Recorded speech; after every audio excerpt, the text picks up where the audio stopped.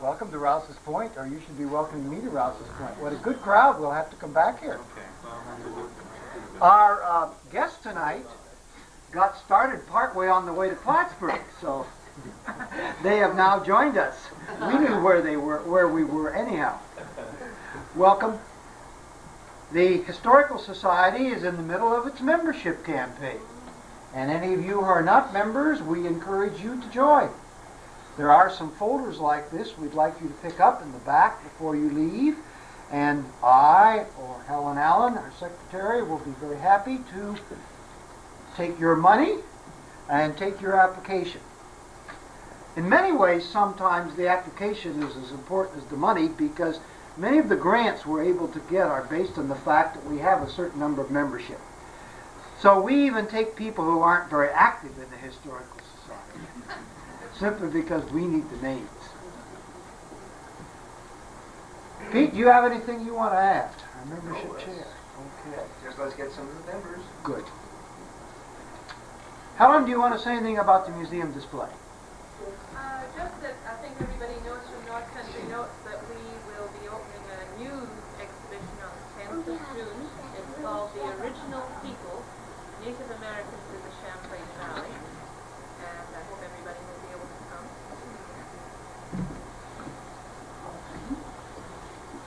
I'd just like to say welcome to all the people that have come here from out of town. Welcome to Rouse's Point. Bienvenue. And especially bienvenue to our friends from Canada, Lacolle, Montreal, and elsewhere. I'm sure we'll get to know you better before you go home tonight, so stick around. Anybody wants to leave early, there's exits on both sides in the back. You can exit to the street directly here on this side, and into the bar over on this side.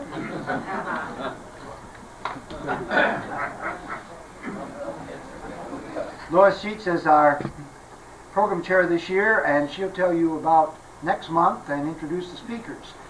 Let me, however, call to your attention something that you've had some notice of so far, and that is the Fall Symposium. We have a symposia every couple of years, and this year we're concentrating on Indians in the Champlain Valley. We're in the process of lining up the speakers. We hear tonight that we've got another one coming, and it looks as if the program is in very good shape. You'll be getting more information on it. The date, Helen? October 22nd, 23rd. 22nd, 23rd. We're running it both Saturday and Sunday this year.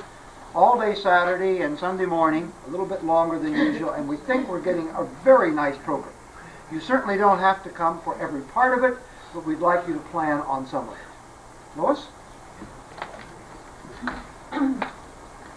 Next month we'll hear about the iron industry and the 19th century iron industry in the Adirondacks. Gordon Pollard is a professor of anthropology at Plattsburgh State. He's put together two videos, one on the history of the iron industry through photographs and other memorabilia. And the second one is on his current research, which focuses on the Caldwell mine in Clayburgh and archaeological historical research that he's doing there with his students. So that's next month. Tonight we have Dr. Peter Van Lent and Madeline Montpetit-Gray from Canton, New York. They were the curators of a French heritage exhibit that was on tour and was in our museum in Plattsburgh for 2 months in the fall. I understand that Dr. Van Lent is writing a book, and we're all anxious to have it published, and we'll buy it. Great. But I'm sure that you'll tell us more about that during the program. Thank you very much. It's a real pleasure to be with you tonight. As your president said, we almost weren't here tonight because I had originally told Madeline, who is from Helena, not from Canton, so sometimes our communication isn't as good as it might be. Told her that the original meeting was scheduled for the Plattsburgh area, and I guess I'd never told her that it had been changed to Rouse's Point. So I picked her up this afternoon, and we started wending our way. I thought east, and she thought southeast, and we kept wandering along, and I kept thinking, we're not going east, we're going southeast. And she kept thinking, why is he so nervous and keeps talking about going to Rouse's Point? Finally, just a little bit southeast of Moira, I said, Madeline, you do know where we're going tonight. She said, yeah, Plattsburgh. I said, well, we may be going there, but we're not supposed to be going there. We're supposed to be going to Rouse's Point. So anyway, we got our story straight, and we're here, and we're very, very happy to be with you to talk about the French heritage, l'héritage caché, the hidden heritage of French culture, folk culture in northern New York.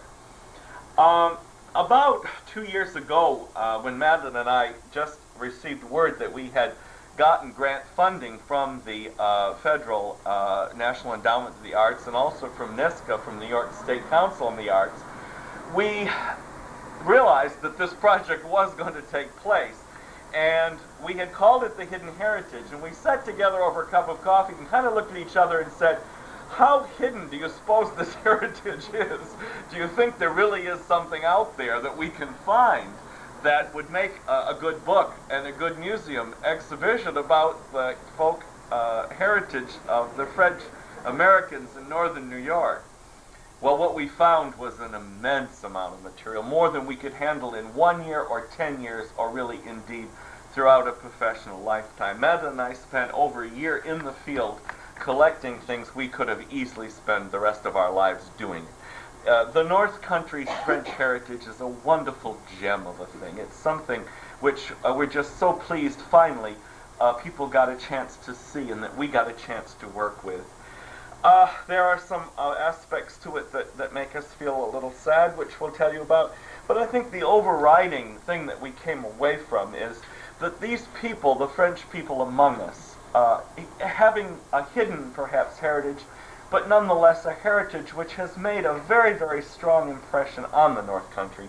And it is added to the Anglo-Yankee way of life brought from Vermont, which was reserved, Protestant, part of perhaps what had been centuries before a puritanical way of thinking, a wonderful Gallic fare, a zest, a joie de vivre, that just took the North Country and at times just shakes it alive with wonderful step dances or spicy recipes or beautiful bright pieces of folk art. And these are the things that we found so much of. We hope that in our way we did uncover the hidden heritage a little bit. There's a lot more left I think we both feel we still uncover.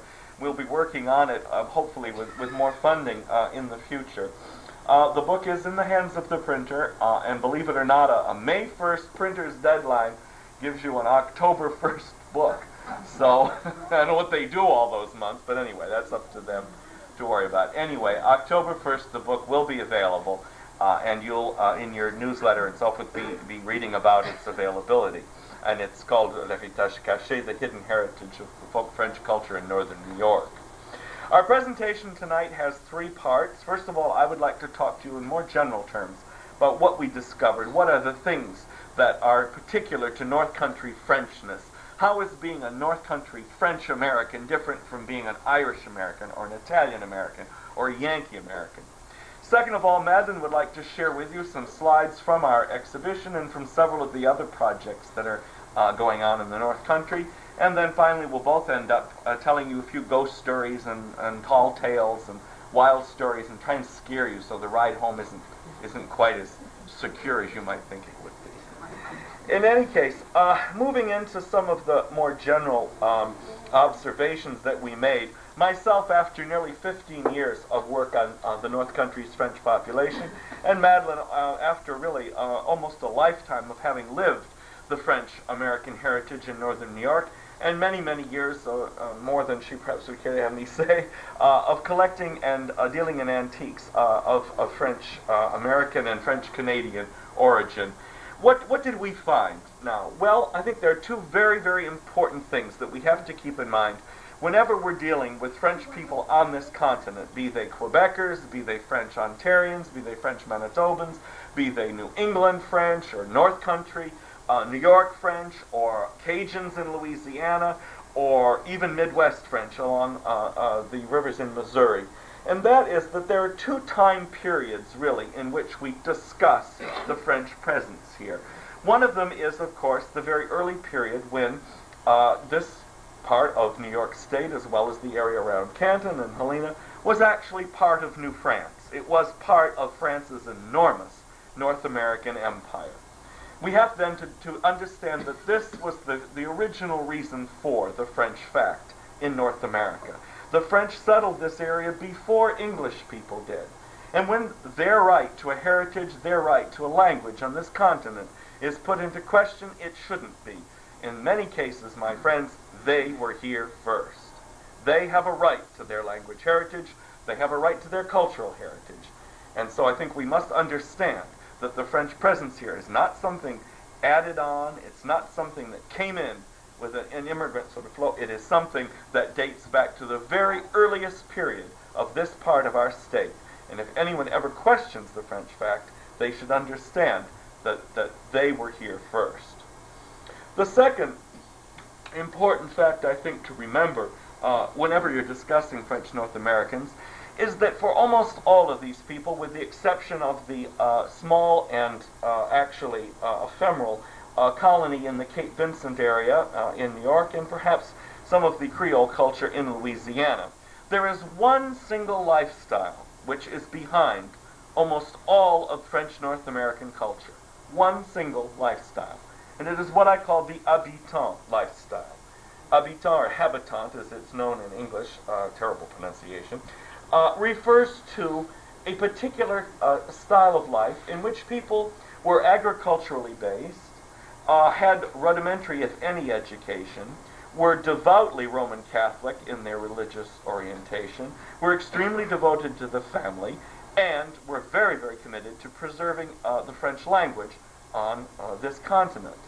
So this habitant way of life really was the predominant marking cultural kernel of origin for all of the French that we know, with a couple of exceptions, on this continent. It's an enormous, strong, but enormously similar cultural base, then, from which all of this comes forth.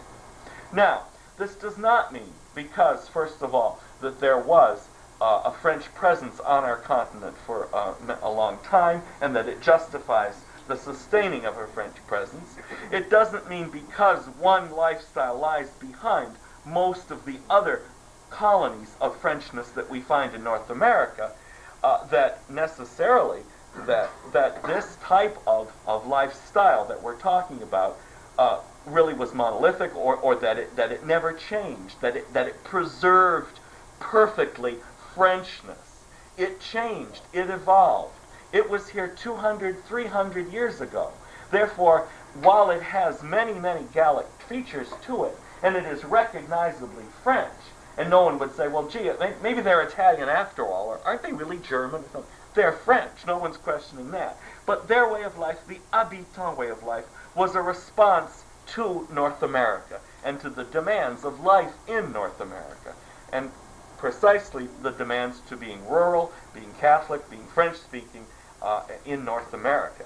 So it's a strange balancing, really, isn't it, French North American culture, between what was left of this enormous and rapidly dissolved French Empire, but at the same time, the way this Frenchness reacted with a lifestyle that is very, very different from the lifestyle of the immigrants that came to New France from Normandy and Picardy and Ile-de-France and some of the other areas.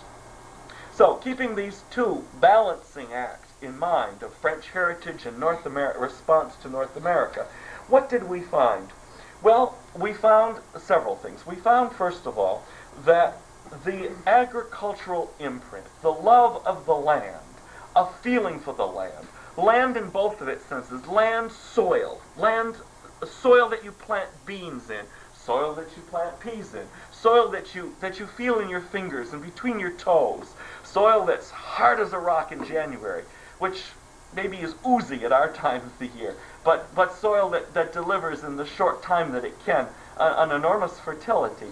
Soil and land, an area, a place, a piece of soil that I call myself. This is so fundamental to French North American culture.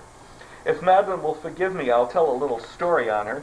But I noticed over the months and months that we did field work together, whenever we were invited into a French-American family's home, almost the first thing that she and this French-American family did was play the "Where Did You Come From" in Quebec game. And she would come out with Saint-Louis Gonzague, and they'd say, I don't know, Drummondville. And it would be almost an auction of places, moving hopefully closer and closer together until they found some almost common village, or in some cases a common village. And then they kind of could relax, and that was settled. They knew where they came from. As an experiment about 6 months ago in my St. Lawrence French class, predominantly English Yankee people, I asked them how many of them knew in what town their grandparents were born.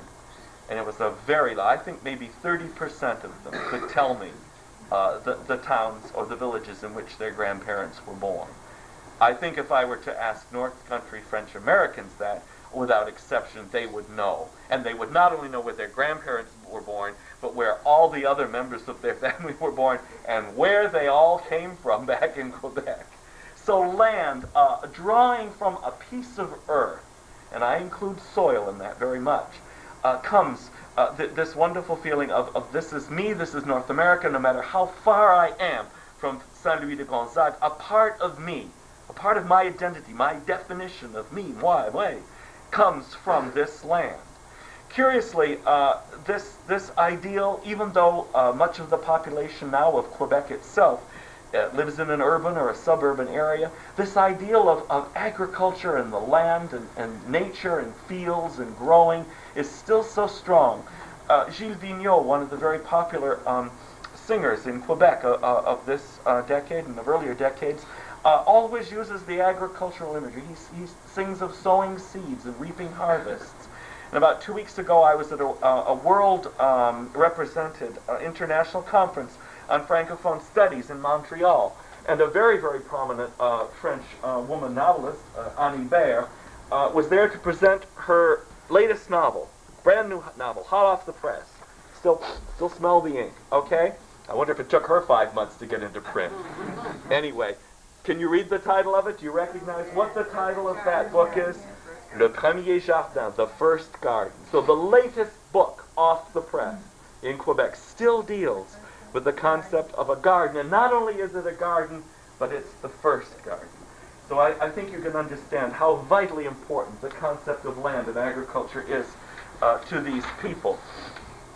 Okay, the immigration to New York State with this strong heritage left a particular little quirk on the immigrant mind. And it's a little quirk which may not seem too important to you, and indeed in terms of the facts of these people's lives, it never did become too important. But it changed so much about how they thought about themselves. And here's in a sentence that little quirk, and that is that these people from Quebec did not have to travel a vast ocean and spend their life savings to get to New York State from a city or a town or a village in Quebec. In many cases, they spent a considerable sum, especially for them, and they traveled a few hours on a train. But what were the consequences of that fact? Well, the consequences were that unlike my immigrant grandparents, who once they crossed the Atlantic never even thought of going back, and indeed later, when my parents had the means to send them, absolutely refused to go back to Europe. No question, pas question. I remember my grandfather saying, "Oh no, jamais. Je retournerai jamais en Belgique. I'll never go back to Belgium. That's just, no, that's not me anymore." But the French American in northern New York didn't have this feeling of, okay, I have to give it up. It's over there. It's way across that ocean. I'll never have the money to go back. It's too far. It's too hard. They could go back all the time, and most of them did. Some of them who had the means went back 2 or 3 times a year. And of course, today, in the age of automobiles, they go back all the time. Madeline, how many times do you go back each year? Oh, at least once every 3 or 4 weeks. Well, there. All right. Now, there's. I rest my case. I rest my case on her a lot. You'll see.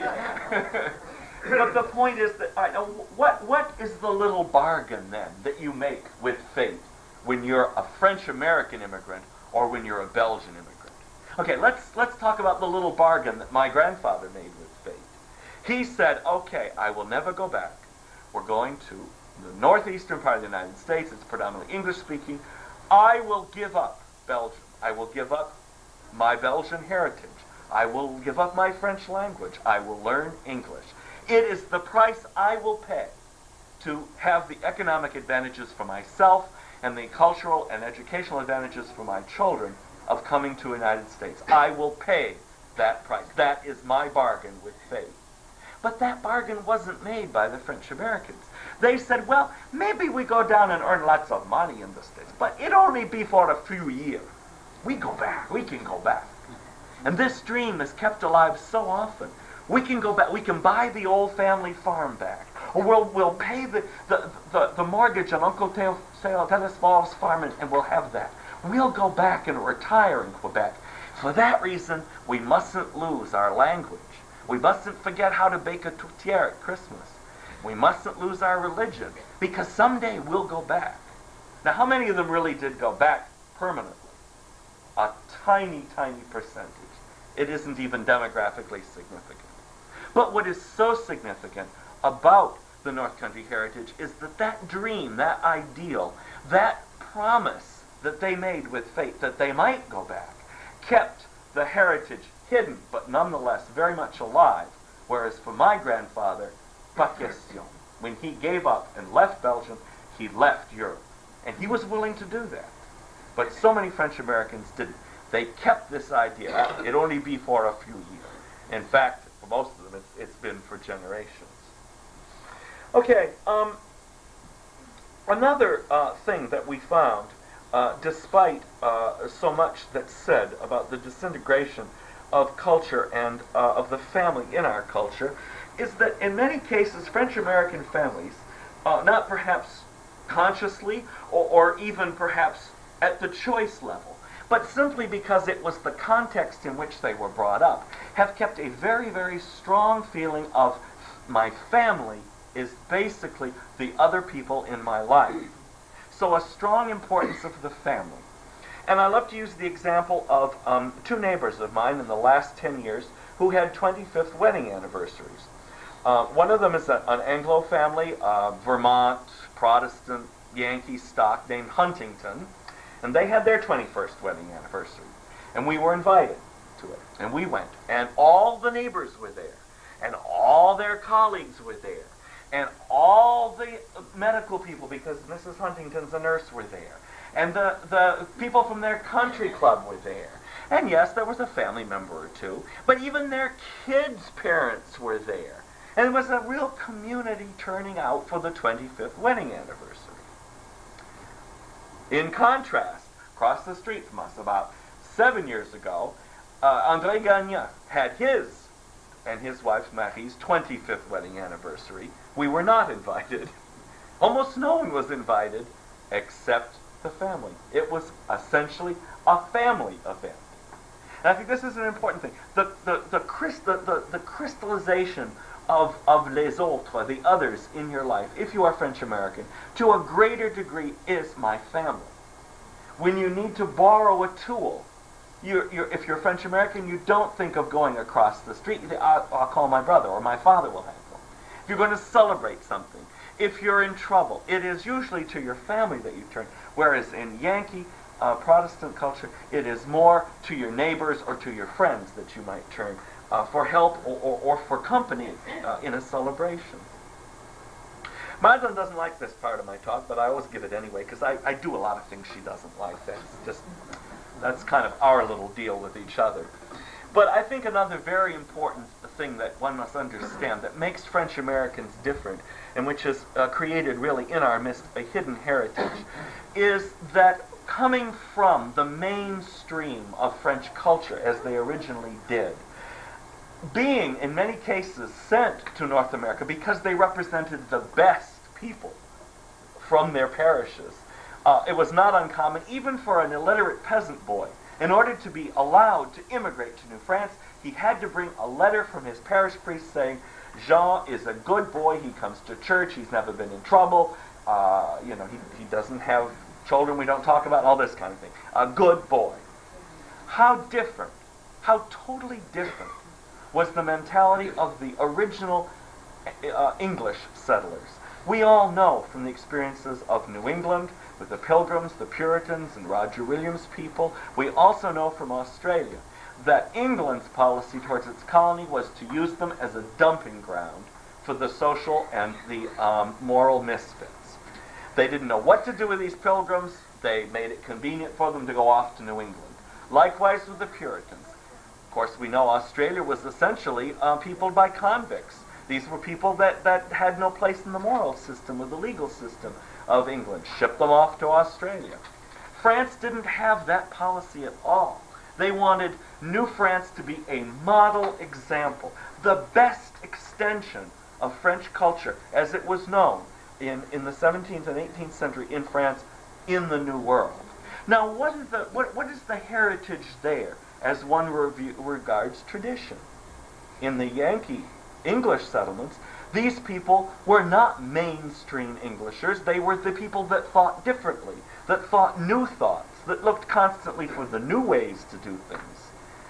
The French were the mainstream, the traditionalists, the people who represented the purest form of French culture. It is perhaps simplistic to find in these two founding peoples a great and total answer to everything that separates English North Americans and French North Americans today. But it is true that over the centuries, tradition and the way things are done, and have always been done, had a stronger value in French North America than in English North America, where people were constantly looking for a new way to do things. From this, of course, came the better mousetrap ethic that we all jokingly attribute to Yankee New England. Tinkering, trying to find a new way, an invention, a better way. And finally, I use sometimes in my undergraduates, I make a little comparison between John and Priscilla Alden, and they discovered that their mousetrap isn't working, and that the mice are eating up their precious seed corn. And so John says, well, I'll simply go out, Priscilla, and invent a new mousetrap. And Priscilla says, oh, John, you're so smart. You're always doing these new things. Whereas Marie-Louise and Jean-Louis in Quebec, if Marie-Louise says, Jean-Pierre, it's a problem. The mouses are eating up our corn. Jean-Pierre says, but we use Grandpapa's mousetrap. I don't understand it. We make 2 more mousetraps like Grandpapa's. The mousetrap is a joke. But basically here, the essential cultural difference is French America has always felt that tradition must bear a future. In Yankee America, we are so willing to cast aside the old if we find a new way that's better. The Roman Catholic Church is the only real religion of French America. It was from the very beginning, because it came with the habitant way of life, a simple, non-intellectual, rudimentarily educated way of life, a simple, non-intellectual faith. The Roman Catholic Church in Quebec, and by extension in New York State, is one which accepts its belief and expects its belief, more or less unquestioned. None of the great, awesome intellectual tradition of Pascal or Teilhard de Chardin that have marked the French Catholic Church in France figures into the contemporary church in North America. It is a church which believes that its people should believe, because to not believe is unthinkable. And in many cases, the history of the Catholic Church in North America has been one of emotional rather than intellectual, often fear, and an insistence on the use of symbols and the use of readily recognized patterns of belief. The last thing that I want to point out is a little bit hard to describe, because unlike so many of the other things, the French don't have a complete monopoly on this. But it's so very, very noticeable. It was to Madeline and to myself when we would walk into a French home. And it was that in these people, something so Gallic is visible and tangible in terms of creativity. They are a people which just burst with the energy and the imagination to create something. And in many cases, it's something with their hands. Not purely. There's also wonderful songs and stories. We'll tell you a couple in a few minutes. A wonderful sense of dancing and singing, but in so many cases also it's decoration, color, ornateness, aesthetic complexity, the tiny little carvings done on beautiful sets of wooden rosary beads, the beautiful crucifix lent to us by Richard Boursier from Malone, with each little diamond so carefully crafted there. The beautiful bright roofs, Matt and I just went by a farm outside of Malone, the Champagne farm, with beautiful bright blue roofs all over the place. How different, how totally unlike the stately, the majestic, but the purely white New England, Vermont villages. To walk into a Roman Catholic church in the North Country, usually a burst of color from stained glass and the use of gold. How much of a contrast to the very sedate, very plain Protestant churches of colonial New England. This color, this vivacity, this love of what's bright and what almost comes bouncing right up to meet you is something, again, tied back in with this joie de vivre that Madeline and I found so many, many times as we did this project. And I think I've set you up probably about as well as I ever could to show us the slides and to give us a sense of what this creativity left behind in the Hidden Heritage as an exhibition. So I'll now turn over the parole, comment dit-on ça en anglais, the floor or something? I'll let Madeline talk. You know, Peter likes to pretend that he's French, you know. He waves his arms and he's all full of enthusiasm, but I'm the real thing. See what I have to put up with. Yeah, he can be aggravating sometimes, but he's not a bad guy. We get along. This is Father Piquet, who came to the New World, the Jesuit who founded... No, he's a Sulpician, I'm sorry. A Sulpician, oh, you better talk about him. I know. Okay, the two borders of our North Country, as you may know, were marked with military installations. On the western side was Fort La Présentation, which was sort of half mission, half military fort. And it guarded the confluence of the Oswegatchie and the St. Lawrence. I'm in people's way, aren't I? Maybe I could... Here, can I borrow this just a minute? If I sit like this, is that better? Okay, I'll slouch down. And this is little feisty Abbé Piquet, a Sulpician missionary, who founded Fort La Présentation. And this is a rather inaccurate artist rendering of Fort La Présentation. Nothing is left above ground today to tell us about the fort. As you can see, it was all built in wood and therefore easily destroyed when the English came and took it over.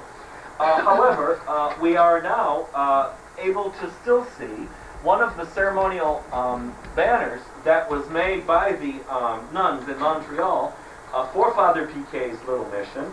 And if you look carefully here, you can see that the iconography speaks to the fact that it was a mission among the Indians, but at the same time, it had a strong French heritage. Because they're about 2/3 of the way down on the right are the three fleurs-de-lis, which represented, of course, the symbol of the Bourbon monarchy, which was the reigning house, royal house in France at the time. And on the left, you can see two of the emblems of the Iroquois clans, the Bear clan and the Wolf clan. So Abbé Piquet had very definitely the duality of his work represented in his banner. This banner still exists, believe it or not, and it is in the possession of the Sulpician missionary in Oka, Quebec. And one of these days, Madeline and I are going to go up and get it and bring it back. No, we're not. They won't let us. About 100 years ago, someone digging in the area where the fort was came across the cornerstone of the fort. So we do have the original cornerstone, as you can see. François Piquet signed at the bottom. That's the abbreviation for François in 1749. So actually, I should say that there are a couple of relics we still have from the fort. However, to actually find the fort itself is proving to be a little bit more difficult than we thought. Last summer, Madeline and I were consultants for an excavation held on the assumed location of the fort, run by archaeology students from St. Lawrence University and from Potsdam State. And here, sporting that jaunty straw hat in the center of the slide, is Dr. Garrett Cook, who is now the county historian in St. Lawrence County. but is also the chief archaeologist in charge of the dig. The students are, as you can see, all gathered around, trying to find parts of fort presentation. Well, we found this thing. We don't know exactly what it is. It's a piece of fairly crude masonry. It has probably been worked on since it was first built. Madeline and I are still hopeful that it can be proven that those stones have something to do with fort presentation, even though they may have been rearranged. The mortar used in them is not 18th century mortar, and indeed someone has drilled a hole down through them. Nonetheless, those of you that have seen some of the construction in Quebec City and Montreal will agree that it's very likely that this, the original masonry done here did go back to the New France period. We may actually have here pieces of the original fort. The students took the course as more or less of a field methods course, so they were instructed on how to measure any artifacts that are found. And on one very, very exciting afternoon when Madeline and I were up there, this half-naked fellow happened to come across a very interesting piece of pottery, and here he is measuring exactly where he found it. Well, actually, he also came across a musket ball. The slides are a little out of order. This musket ball was excavated just seconds before I took this slide, and it is of the right size to be a French musket ball. The French and English at that time did use different size musket balls, and so about 6 or 7 of the musket balls we found most likely are French. In any case, the promising layer is this sort of, well, you can see there's a dark layer on top, and then a light sandy layer, and then a kind of a mucky, darker layer beneath that, and that is the layer that we're finding so many artifacts in, some of which we certainly hope can go back to the French period. And Madeline, I'm going to let you take over here and talk about this. Yeah. Well, I like to play tricks on Peter because he kind of plays tricks on me. So we were looking for something with a fleur-de-lis, hopefully, that would prove that we were in the right site and it was French. So Peter would wander off to another digging site, and I'd yell over, "Peter, fleur-de-lis on this thing," and he'd run over, and of course there wouldn't be. Well, they dug up this part of this bowl, and they called me over, and there were fleur-de-lis.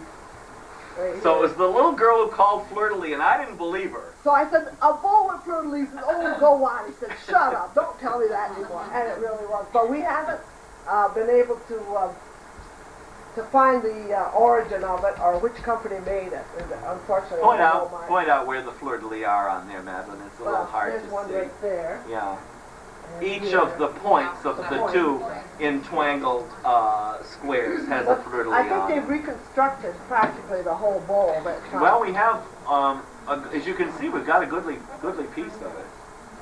Yeah, we're trying to identify Actually, the it's a pattern. bullion cup, and I'm afraid that it's not 1750. It's more likely to be 1830 from the shape of it.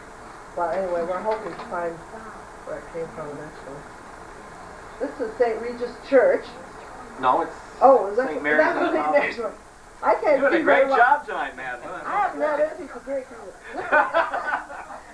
St. Mary's in Fort Covington, which is, we feel it's a French church. The tower has been rebuilt and so on, but the windows look very French. There you go. There we go, one of my favorite churches, St. Regis. My husband and I go there often to Mass. We live only about 4 miles away. It is definitely a French church, and the woodwork has a lot of fleur-de-lis, like all the doors have fleur-de-lis on them. The votive stand, and what else did we find? The screen behind the altar. The screen behind the altar is just covered with fleur-de-lis, definite French influence. And this is the rectory, which I love. It's a beautiful, beautiful little French house. The Jesuits still are stationed there and operate the parish. Actually, right across the street. It's very interesting because it lies in 3 dioceses: Ogdensburg, Alexandria, and Valleyfield. And it spans 2 countries, and Quebec, Ontario, St. Lawrence, Franklin County. So it's And 2 kind of peoples, the Iroquois and the whites. Yeah, although it's mostly Mostly Iroquois. it's the Indian church. Yeah. Last fall, they had a mass up there in which the bishops from Cornwall, or from Huntington, from Ogdensburg, and from Alexandria all came for a common. Oh, isn't Yes, that wonderful? uh-huh. Why didn't you tell me about that? Well, I didn't know if you'd be interested. You're an Anglican. wampum belt that we borrowed from the Indian Traveling College, and it's all handwork. This represents the black robe, the Jesuit. There's a cross leading down, and it has 7 steps, and I think that shows the different, they said, the different tribes of the Iroquois. A few place names Racket that may be River. left over from Roquette River. A lot of historians don't agree with me, but I think it very definitely goes back to the French presence. Raquette in French, of course, refers to, and here's a picture of it, the snowshoes that were part of the trappers' absolute required equipment. And I think it's very likely that the trappers used the Raquette River as sort of a winter highway back from their traps back to Lac des Deux Montagnes, where most of the fur trading went on in the spring, and it became known as the Raquette River because they walked up it in the winter when it was, of course, frozen and snow-covered on their raquette. But there are those that dispute that. Fort Ticonderoga, on the opposite side of the country, the part of North Country that we're talking about, of course, was originally built by Capitaine de la Bottinière and was known as Fort Carillon. It is a French fort. It is an 18th century French fort. It has been restored to the French period by the Pell Foundation, which now runs it as a historic and educational tourist spot. This shot particularly, I think, gives you a feeling of the Frenchness. You can see the same sort of end gables and chimneys that we saw in the Parrot Rectory of St. Regis. But the fort originally was French. The little village that was located outside the walls of the fort, down on the shore of Lake Champlain, and many of the houses you can see here were originally built of stone, exists now only as a ruin, but it has never been restored, and it was never occupied by the English or the Yankees when they took over the fort. So here, folks, is an honest-to-God French wall, and there's no question about that.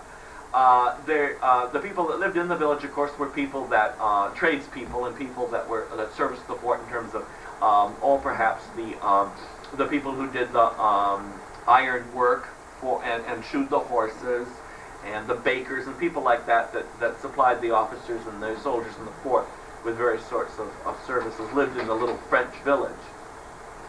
Pour éviter les accidents. This was assigned by the Finch Bryan and Company in the mountains near Tupper Lake. We're now in the Adirondacks, and if you read French, c'est ne placez jamais une main sur un arbre que vous voulez ébrancher. L'âge doit être tenu avec les 2 mains pour couper les grosses et les petites branches. In other words, it's a set of instructions to the lumberjacks telling them how not to hurt themselves, right? Now, of course, this is a lovely thought and a very nice gesture. However, I think the irony of it is that probably 1 out of 200 of these fellows could read or write any language, French, English, or whatever.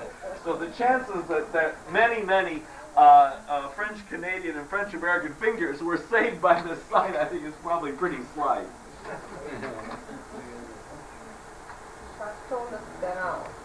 No, I can't remember where this is. This is outside of Malone, and it's a family called Vespérance that actually has opened a little bread and breakfast place. And I think it's very interesting how strong their feeling of identification with French was. They not only called it the Château l'Espérance, but they put a little fleur-de-lis on their sign there. Saint-Baptiste, right? The word in Joual, of course, the dialect for Saint-Jean-de-Baptiste. It was also the name of many famous guides during the Adirondack period, and at some point a little town got named Saint-Baptiste, and today we still see the sign to it. Pierre's Gift Shop. This is in Tupper Lake. Yep. Spelled, it's not Peter's Gift Shop. It's Pierre's Gift Shop.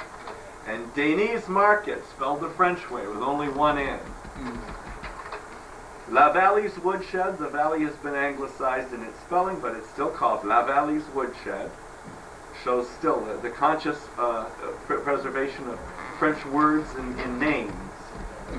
Here's Jacques. Tell about Jacques. Jacques Latet. He became the emblem of Tupper Lake. He's supposed to be a French lumberjack, and this is a soft sculpture type thing.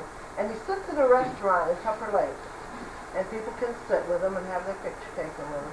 He's now used as the emblem for the Tupper Lake High School Chamber of Commerce, Chamber right? of Commerce, and also the high school football team and what have you.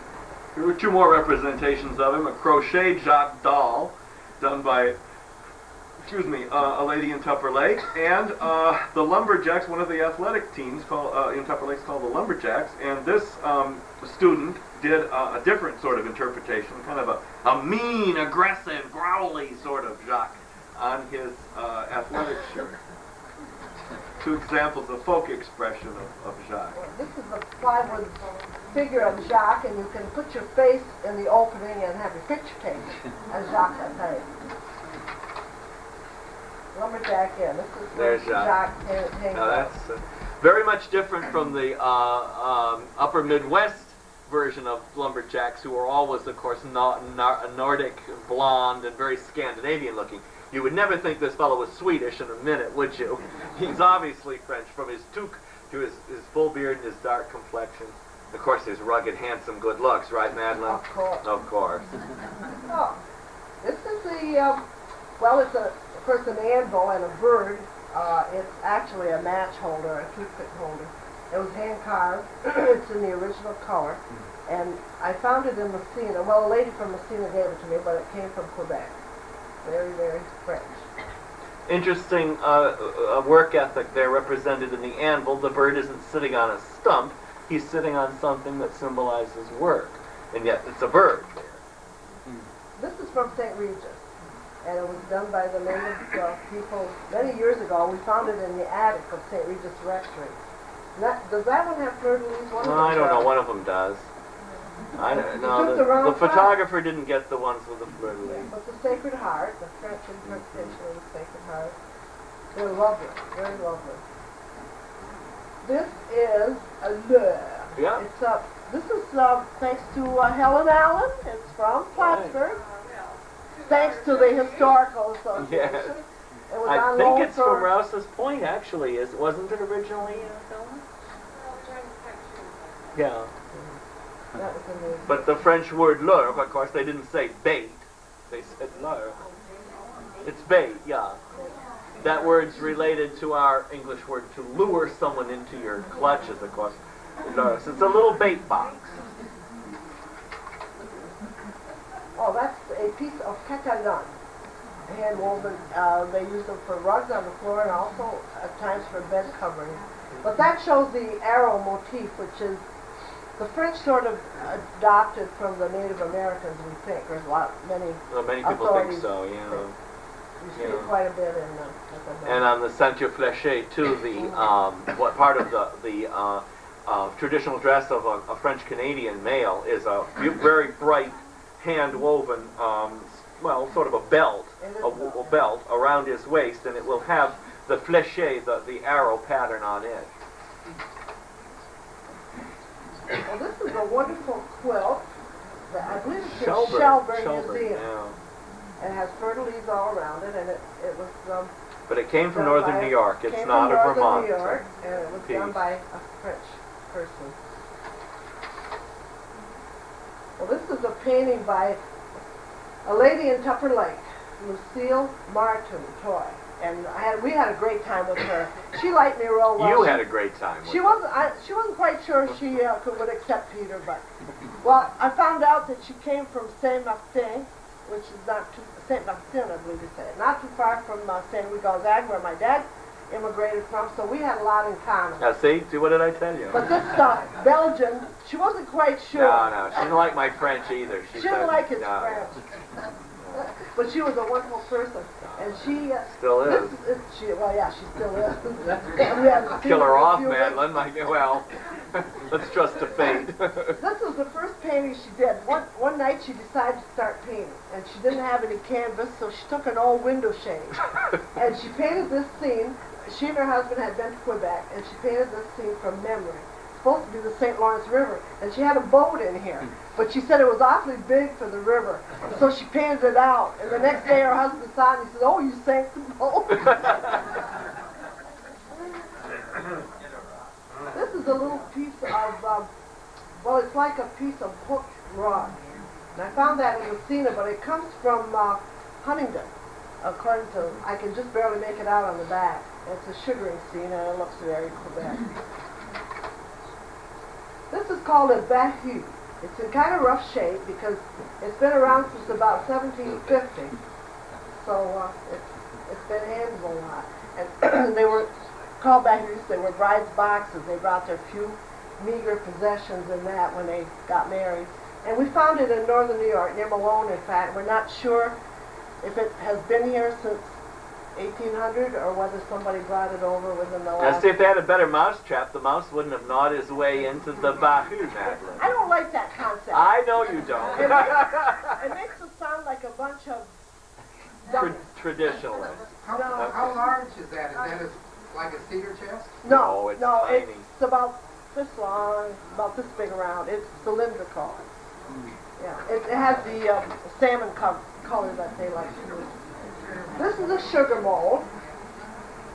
They put the sugar in there, the maple sugar, and use it for Easter. This particular mold with the cross and the Sacred Heart, and the spade probably represents the devil. This is a wonderful crucifix that we found. It came originally, I think, from St. Regis Falls, if I remember right, wasn't it? Someplace around there, yeah. All hand carved with those diamond patterns. Right. Of course, that diamond pattern now is not now, but many years ago was interpreted into chests en wire, which now, if you can find one of them in Quebec, you will spend a small fortune on. But you can see the same motif represented here in the diamond, intricate diamond carving. It's a wonderful piece of folk art. This is a crown of thorns that I found in North Lawrence at an antique shop. I didn't know what it was when I bought it because my family never happened to have one of those. But they were hung in the bedroom to remind the occupants of the Passion of Christ. It's the first time I ever heard that a Frenchman in a bedroom had to be reminded of passion. It wasn't that kind of passion.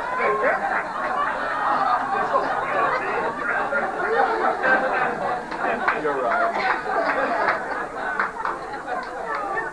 But I've seen others of these, and the thorns are usually just straight pieces of wood. This is all carved out of wood. But in this case, each little thorn is a fish, which was the ancient symbol for Christ, of course. So it's quite unusual. It's very delicate. This The only is, lousy slide in the whole bunch. yeah, that doesn't look very good. This is a spruce gum box that came from Messina, but originally I'm sure it came from Quebec. I don't know if you are familiar with spruce gum boxes, but when the men went into the woods in the fall, they were there for the winter till spring. So in order to while the time away, they used to carve things. And they would carve spruce gum boxes for their mothers or their sweethearts. And then in the spring, they filled them with the spruce gum and brought them home as a gift. This one, I read somewhere where they were always found, where they were found only in New England and in Quebec, that you don't find them anyplace else. Or probably in the Adirondacks from the French. But you'd know immediately that it was French and it had the Quebec influence because of the priest pointing the way to heaven and the Sacred Heart above his head. That's the missile box. That's not the other side of it, is it? No. No. That's a missile box that came from a Tupper Lake dump. It's all hand carved. The ends slide out there, tiger maple, and you could put a mass book in there and set it on the shelf. I think. And you don't have the other side. I thought of we it? did. I apparently she didn't take. The other side is the man carved his name in it. His name was Alphonse Leblanc, and I believe it's cherry wood, which would be a lot of carving, used a lot of religious symbols. So, this is a giguère, and we found him in what was the name of that town where he was hanging? Long Lake. Long Lake, and he was carved by a man from Tupper Lake. Napoleon Labarre. Napoleon Labarre. And this is after Madeline and I spent about a gallon of Clorox and 3 or 4 old toothbrushes cleaning the grease off it. Well, he'd been hanging in a bar for years, so he was covered with grease and I don't know what else. We don't want to know what else. Oh, this is a carving. This is Will Cuillard, modern. A man from North Lawrence who was of French descent, although I don't think he knew it, but he did a lot of modern carving. We asked him if he was French, and he said he didn't think so. He hoped. Actually, what he said was he hoped not. This was done by a gentleman from Malone, from Chateauguay rather. He died several years ago. But it's a rosary, of course, and the little beads are so intricate. I don't know if you can see them there. That's the one. She also didn't take the little ball inside the Yeah. box. I think some of these we're going to take back for some more slides. The reason how he would show where the Gloria started, he would have a little ball inside. I thought maybe you showed it. This is see it here. This is there. He started this the day he died, and he would take a long, thin stick. His daughter told me. His daughter's now 85 or 6. And he would start in the middle and start carving towards each end. She dated that. I think he died in 1947. It's dated. You better tell about this. This is well, I wish she hadn't taken the side where I repaired it with popsicle sticks. Anyway, it's a cedar fan carved by a lumberjack in the Adirondacks. It's in the possession of the LeBlanc family from Tupper Lake, although one of their nieces now lives in Canton, New York, and is married to a fellow named Howard Shannon, so she's now known as Rita Shannon, which doesn't sound very French, but she is. Anyway, this was all carved out of one piece of cedar. This is not individual pieces of wood that were glued together. It was one piece of wood. Each of those panels there that forms the fan comes from the same piece of cedar. And several of them broke off, and I did some repair job, and our photographer, I guess, was proud of my repair job or something. Madeline doesn't like this piece. No, I don't. Oh, no, it's Varick that doesn't like it. Yeah. It's just a little French doodad box, but again, so typically French in its use of ornateness. Each of the edges is sculpted, and of course the familiar heart motif and all. Oh, this is St. Jean-Baptiste Society? Yep. From, Indeed Malone. it is. Yeah, from the Malone chapter. And this is the Ligue du Sacré-Cœur. The Plattsburgh, New York. Fondé le 6 avril 1906. Yes. Clomp Clomp. Tell about Clomp Clomp. Well, you're the one who knows about them. You don't know about Clomp Clomp? Yeah, I know. Oh, this is called Jouer au Clomp Clomp.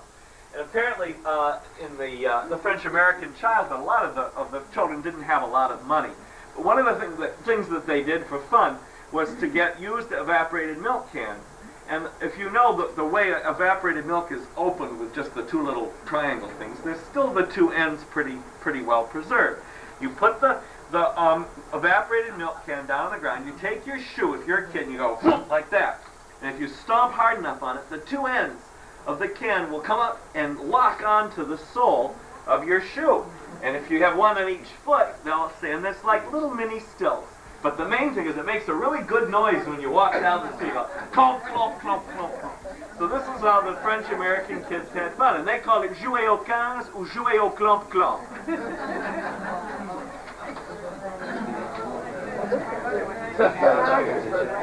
Yeah, this is, I don't know if you've noticed it, I'm not sure in this area that it's too well represented, but murals done on buildings is becoming a real contemporary folk art form now.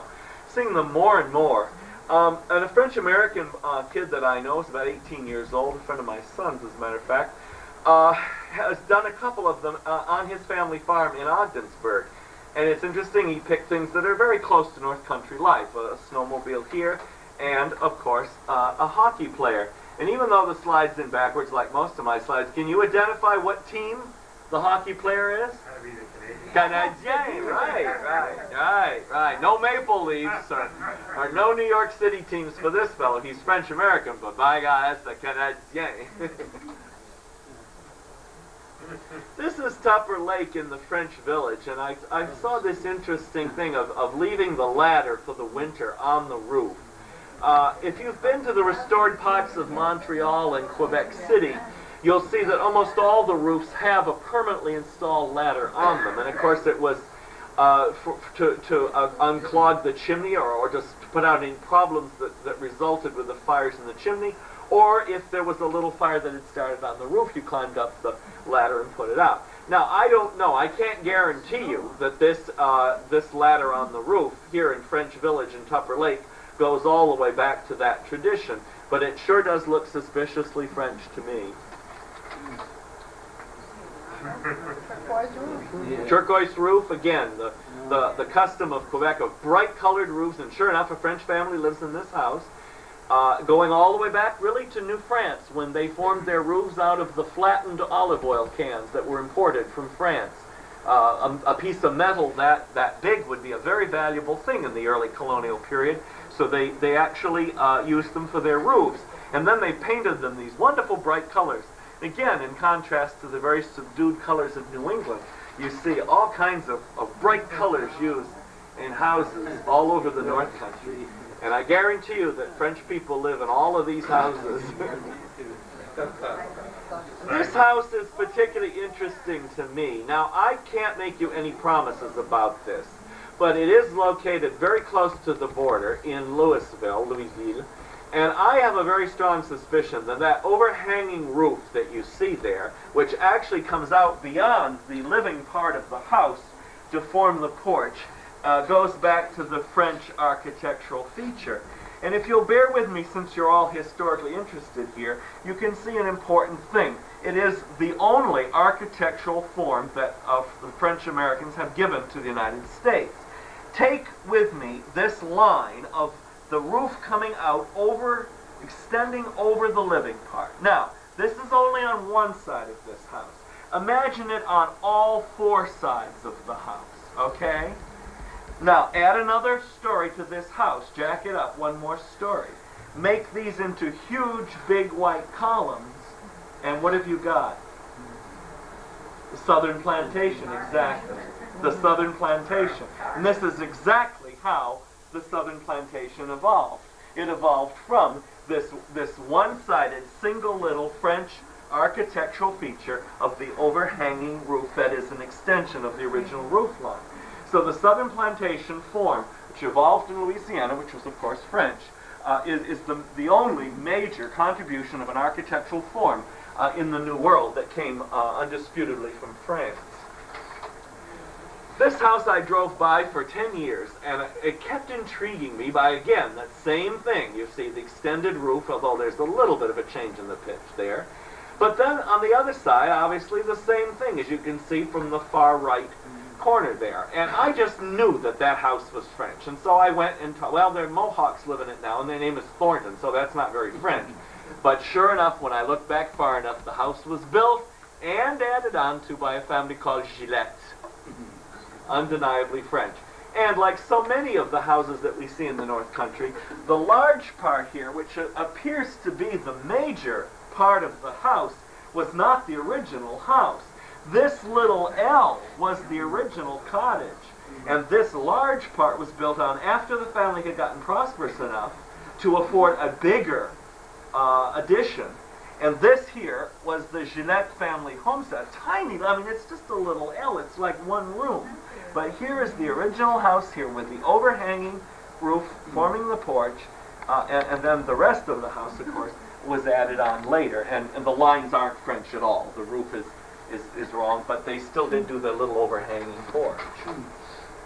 This is a house between Hogansburg and Fort Covington on Route 37, and it appeared all of a sudden about 3 or 4 years ago.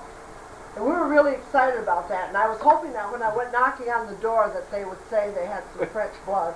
So I knocked on the door, and this girl came to the door, and I asked her how they happened to build a French house. Did she have any French blood? And she said, no, I'm Native American. But we know a man in Carmel who built these houses and we like them. But anyway, typically, it's a modern concept of a French house. Again, the bell-shaped overhang you see to the eaves that comes out, but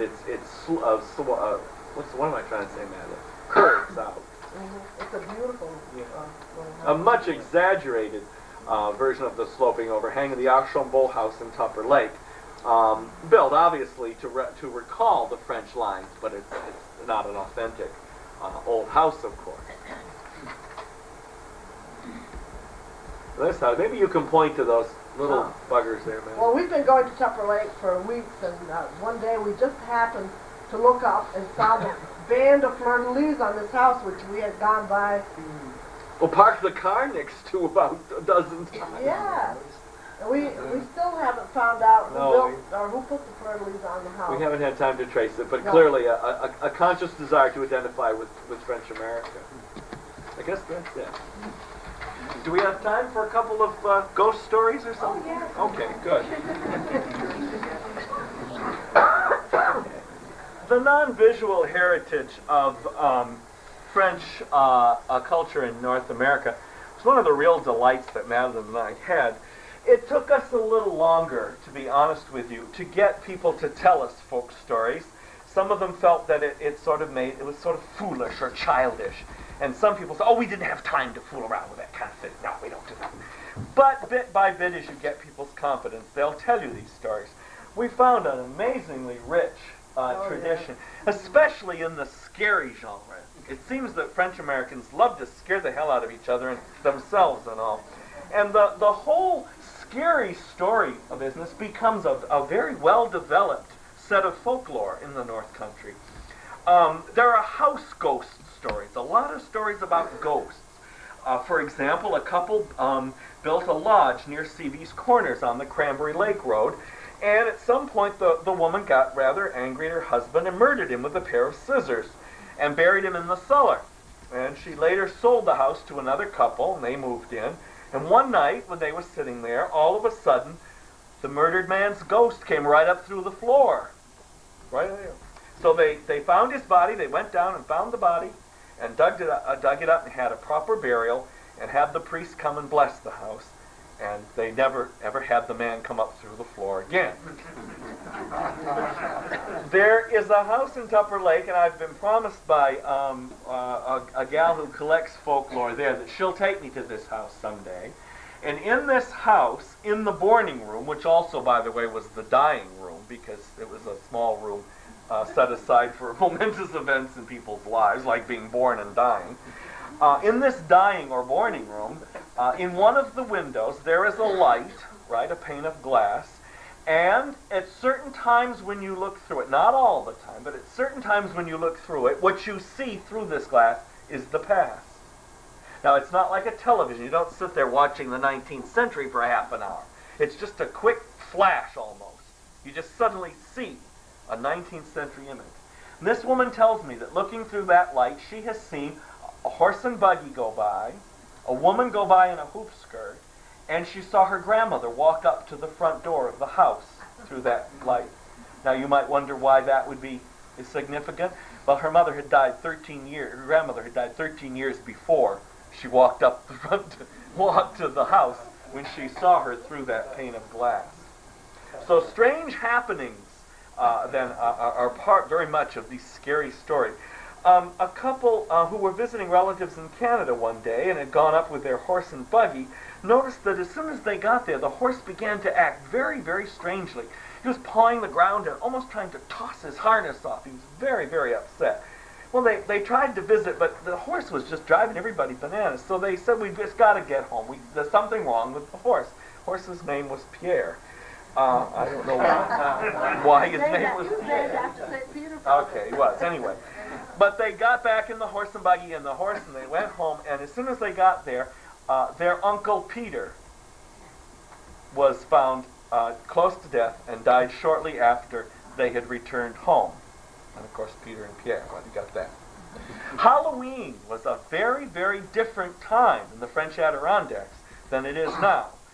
It was essentially a religious observance, and it was scary. It wasn't a time to go trick-or-treating or play tricks. It was a scary time. One Tupper Lake person told us people came out of their graves. Our parents always tried to get us to come back early on Halloween. There was no trick-or-treating. And you also were never supposed to work on the following day, All Saints' Day, right, what you sang. And if you did work, awful things happened to you. For example, one man, despite his wife's pleading, went out to plow on the All Saints' Day, and after he'd finished 2 furrows, he turned around and looked behind him, and the furrows that he had plowed were filled to the brim with blood. Another religious holiday that has created probably the best known French-American and French-Canadian folktale is, of course, Mardi Gras, the Tuesday before Ash Wednesday, the beginning of Lent. And as we know from the New Orleans tradition and all the other traditions, Mardi Gras is a great festival day because you got to eat a lot and get gras, like I am, right, fat, so that you can get through Lent because you've got all these weeks of denial coming up. So in French America, there were wonderful parties on the night of Mardi Gras. But these parties had to end at 12 o'clock because 12:01 was the beginning of Lent. And the story of Rose la Tulipe, and I'll let Madeline tell it because she actually heard this story as a child, is probably one of the best known French-American legends. Well, you heard Rose la Tulipe, and I don't remember what area you heard Rose la Tulipe. Ogdensburg. In Ogdensburg. Well, I heard the story as a child, but she didn't have a name. And I was, Genevieve, you like well, wait a minute, I'm coming to that. Quit trying to steal my thunder here. So I was speaking with a French-American girl, she's about my age, and her parents came from Quebec as mine did. And I told her, do you remember, did you ever hear the story about the girl who danced after midnight on Mardi Gras? And she said, oh yes, you mean Genevieve. So in Messina she was Genevieve, and in Ogdensburg she was Rose la Tulipe, but it's the same story. Well, this Genevieve was seeing this man, tall, dark, handsome stranger who came to the little village in Quebec where she lived. No one knew where he came from. And in Quebec in those days, the parents had to know where the fellow came from, or the girl wasn't allowed to go with him. But she liked him, and she thought he was very dashing, so she went with him anyway, unbeknownst to her parents, and went to the Mardi Gras party. Well, it happened that her grandmother was there, and she's dancing with this man, and they're whirling around. He's very dashing. And then midnight came, and he's still whirling her around, and the grandmother knew who he was. So she held up a crucifix when he went by them. And all of a sudden, the floor opened up, and the flames shot out, and the chains were clanging, and he descended back where he came from. And that was the end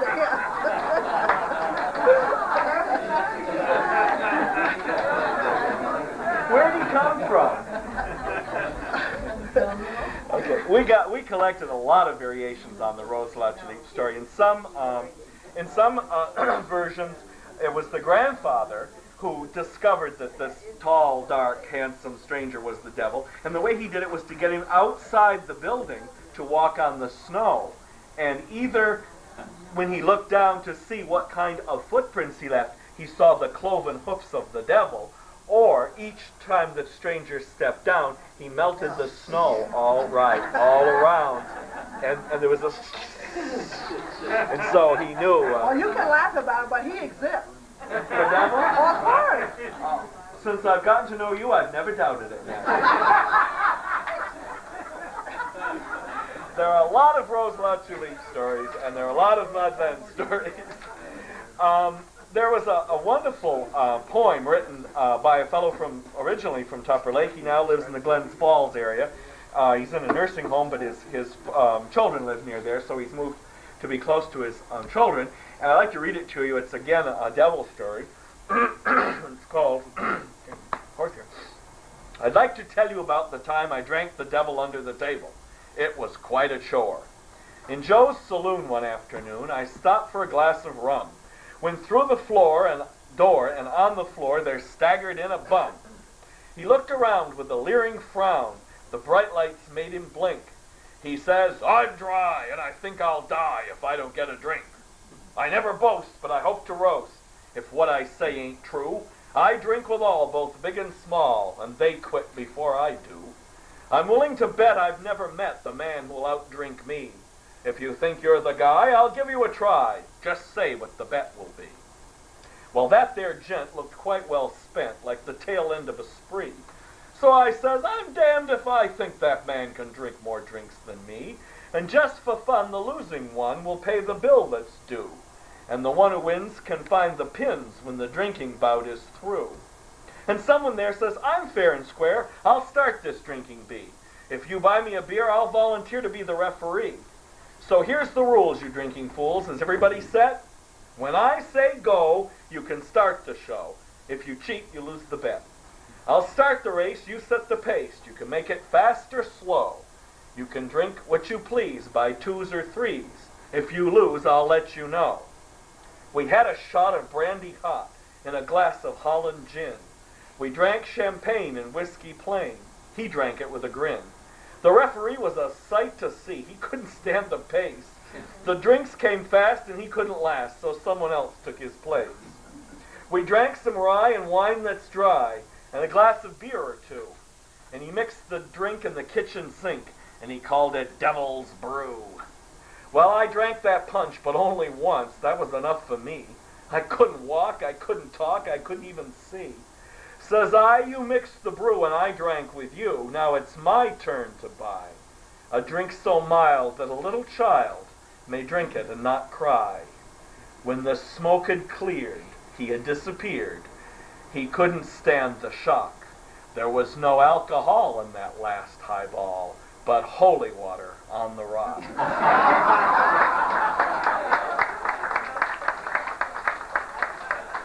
However, I want to remind you of the terms of that bet, right?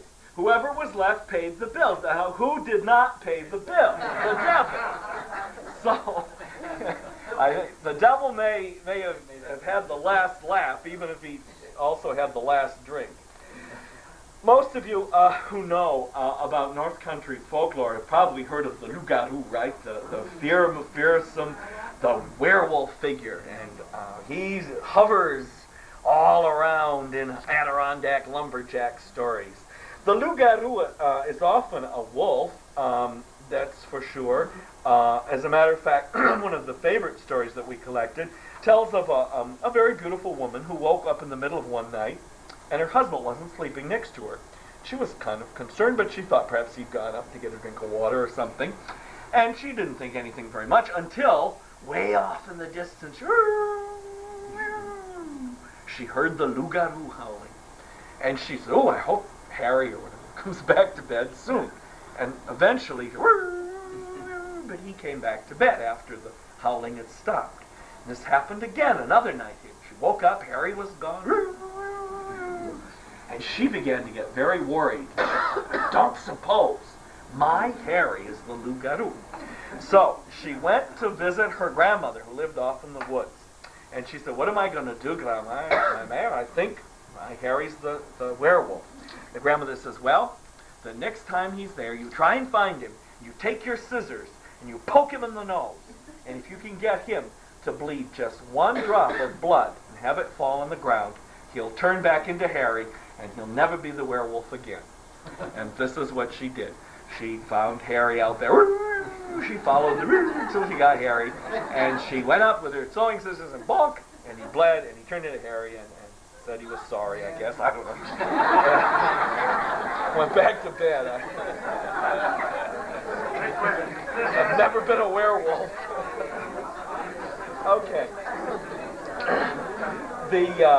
The werewolf had many different forms, and actually, the further you get down into the Adirondacks, the more the werewolf tends to become different in form.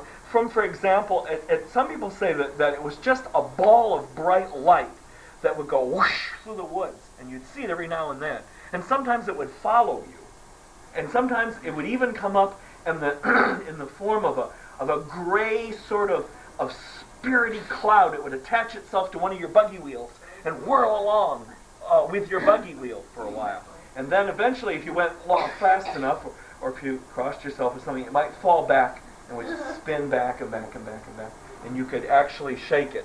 The wolf often is found in the form of a black dog, and there are a lot of black dog stories, which are kind of, again, canine stories, but representing the devil.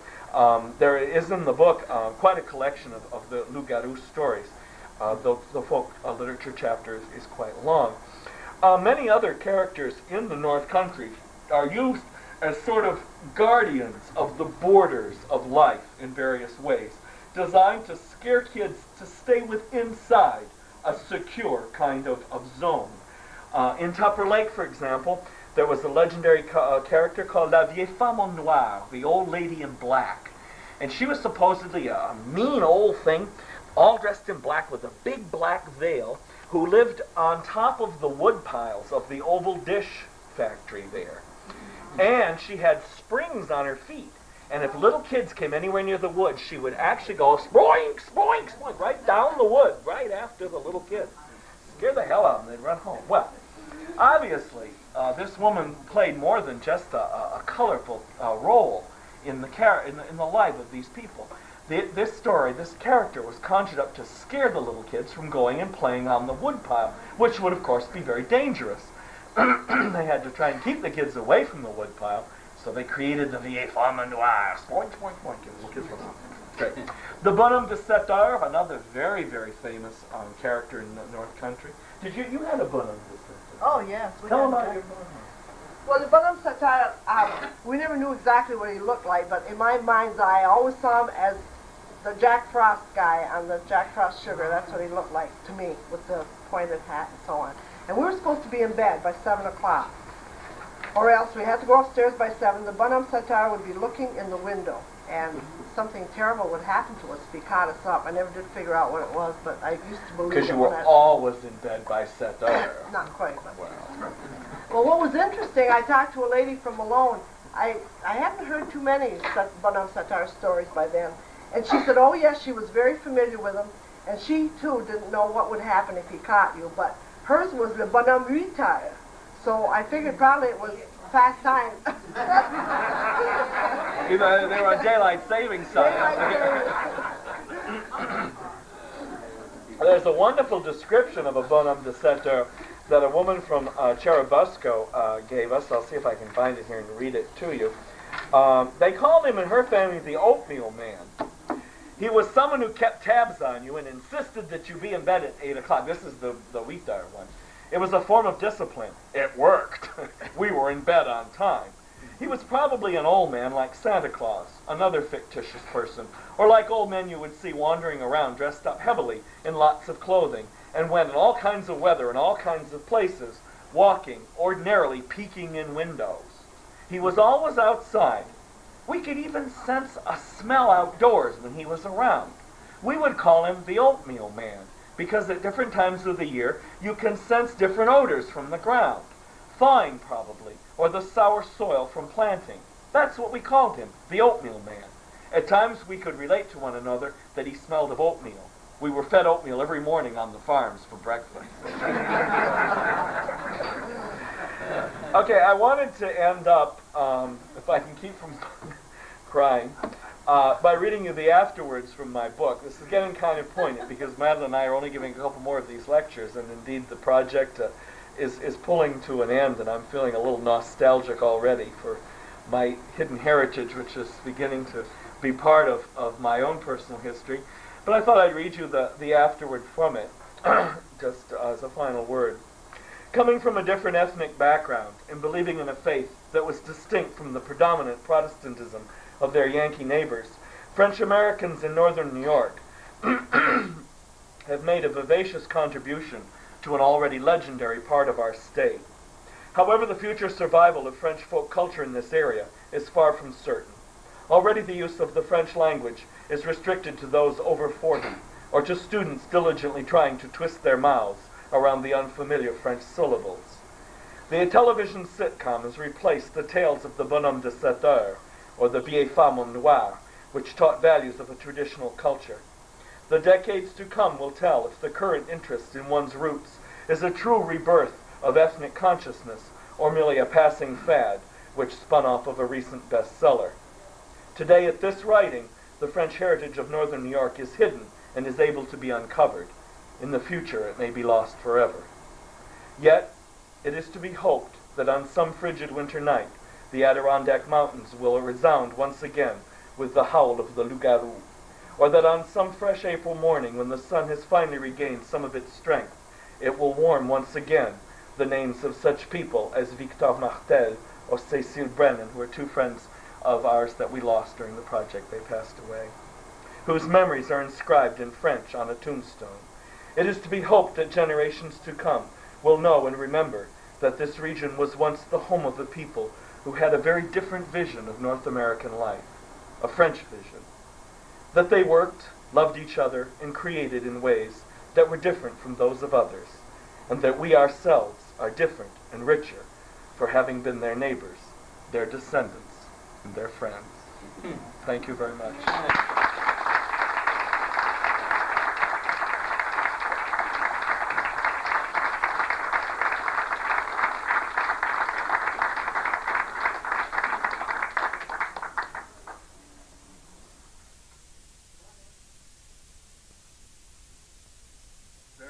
We like to talk, as you've probably noticed. When you talk about presentation now, I'm thinking Ogdensburg. Yes, Ogdensburg, New York. Okay. And then when you say St. Regis, you're talking now again, and some people here, I wouldn't want to go away thinking St. Regis Falls. No. We're talking when you get up to Fort Covington going No, right. no, it's not at Fort Covington. You know where Hogansburg is? Ogdensburg, right. You go through the four corners, and it's just a few miles down the road. Right. It's right on the St. Lawrence. It's out on the point, which is Right on the point. Again. Yeah, St. Regis was the name of the original Jesuit mission to the Iroquois there. That's the Indian church, and then our parish is St. Patrick's in Hogansburg, which is the white church in that area. Yes. You include the story of the lost dauphin and the cottage. That fires the imagination, and that's certainly history. Yeah, well, you want to fill that one? Well, I owned the Lost Dolphin Cottage for about 12 years. In fact, we just sold it about 3 months ago. And it's, the man who lived there was Eliezer Williams, who in later life claimed that he remembered having been the lost dolphin of France. And Dauphin means the crown prince, the crown meaning prince, it was Marie the Antoinette. son, right, of Marie Antoinette. Marie Antoinette. Supposedly, according to his version, he was spirited out of France and brought to Caughnawaga, and some child was placed in the prison in place of him. I never really believed the story, but the legend always fascinated me. The cottage is certainly old French. Yeah, it's 1838. It was built in 1838. And we sold it to an Indian man. We had great hopes for it, but there was a lot of trouble on the reservation in the last few years, and a lot of buildings burned. And so my husband and I decided that we didn't want to spend our retirement restoring it. It was just too risky. This Indian man bought it, and he hopes to make an art gallery there, and he's restoring it. I hope it isn't going to be reproduction, because he's replacing the woodwork with woodwork just like it, but new, and I'm objecting to that, but he bought it, it's his, so. Another way of answering the question is that we really did in this project limit ourselves to the French Americans that made a cultural impact on the area. We didn't, if you notice, do anything with the émigré culture in the Cape Vincent area, mainly because very few of those people ever stayed to make a permanent cultural impact. They left behind architecture and they left behind fine arts. But we felt that compared to the Quebec and French-Canadian immigrants who came here, stayed here, and left amongst us a hidden heritage, that the other subsequent peoples just didn't have the same cultural impact. I have a question. Did you find out that since you said the family ties were very strong, like it was passed on from generation to generation, or is it being lost, like they sometimes say down in Louisiana, the French heritage and the language sometimes is being lost? Well, I think it's being more diluted. I think it's harder today with the invasion of our lives of television and of other contemporary influences to maintain the same pure cultural values in any North Country family. But I do notice, for example, this old fellow that lives literally right across the street from me, André Gagne, not a Sunday go. He has 4 children that still live in the Canton, DeKalb, Ogdensburg area. Hardly a Sunday goes by that there aren't 4 cars that pull into that house to visit him, and a lot of teenagers and kids come out of those cars. Now, I never visited my grandparents every weekend of my life. I'm sorry, it just wasn't something we were able to do in my family. And yet that fellow is visiting, and those kids go back. And I don't, maybe they have to be, dragged kicking and screaming for all I know. But they still do go and visit Pépère every Sunday.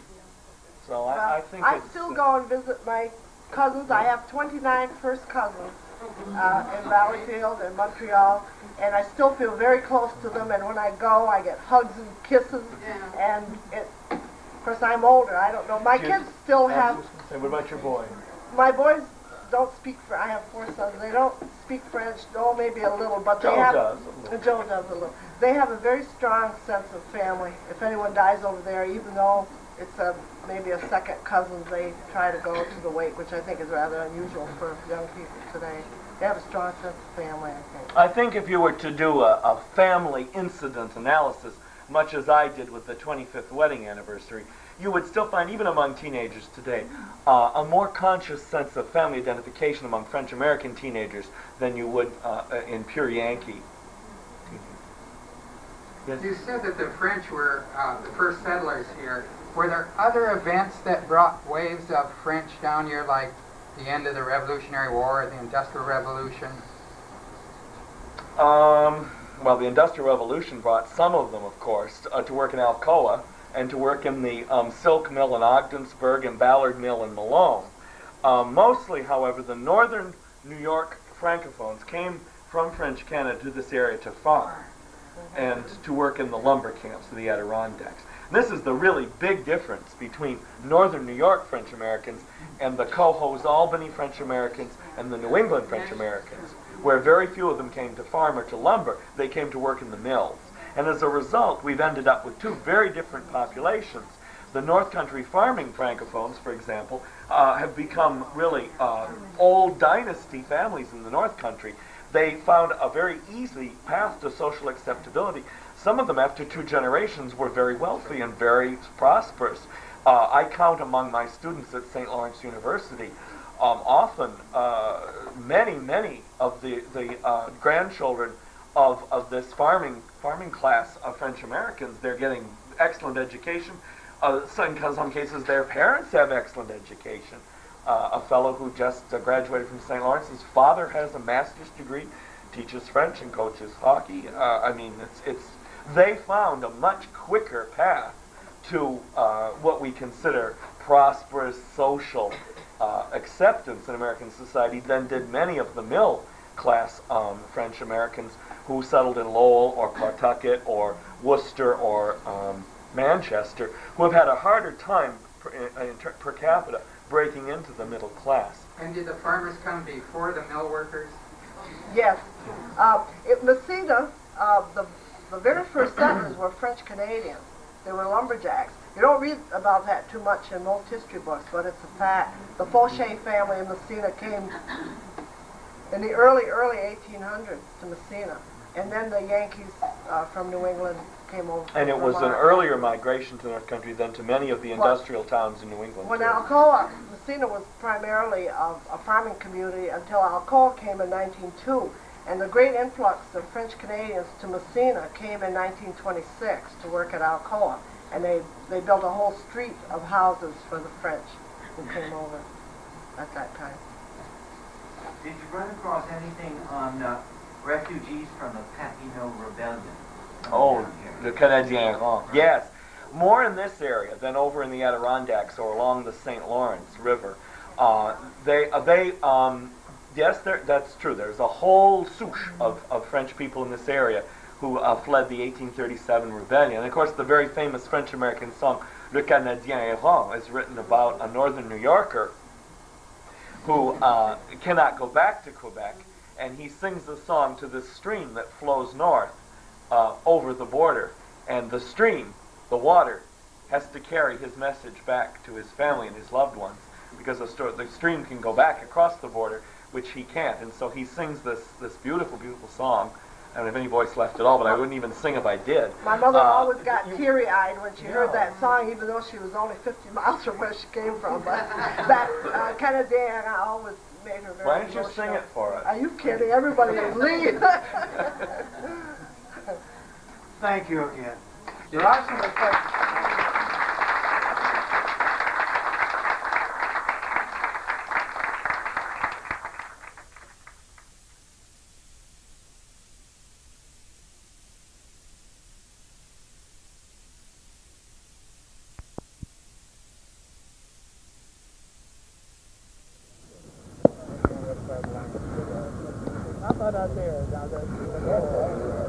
Hello everyone, this is Calvin.